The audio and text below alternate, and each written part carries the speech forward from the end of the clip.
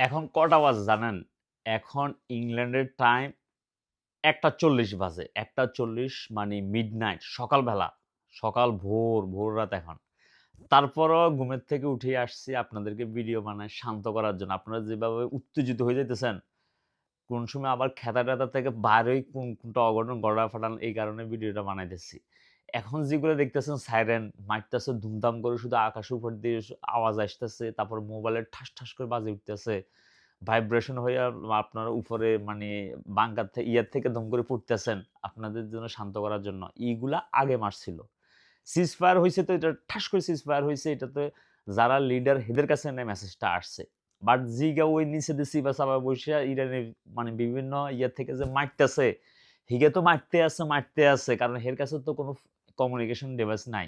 সে মারতে আছে। এগুলো আগে মারছে এখন আকাশে আছে এগুলো দুম করে পড়তেছে। বুঝছেন নাই? তবে এটা নিশ্চিত যে সিজ ফায়ার হয়ে গেছে। কিছুক্ষণ পরে ১ ঘন্টা ২ ঘন্টা লাগবে এটা আস্তে এগুলা ঠান্ডা হইতে। কারণ যাদেরা মারতেছে হেরাদের কাছে এখনো মেসেজ যাইতেছে না। মেসেজ তো এটা আস্তে যাবে। অলরেডি ইসরায়েলের আকাশে অলরেডি ১ ব্যারেল চলে গেছে। এগুলো এখন পুড়তেছে। ঠিক আছে? সো আগামী ১ ঘন্টা ২ ঘন্টার ভিতরে এগুলো বন্ধ হবে। তো তোমরা না কাতাল দিয়ে ঘুমা।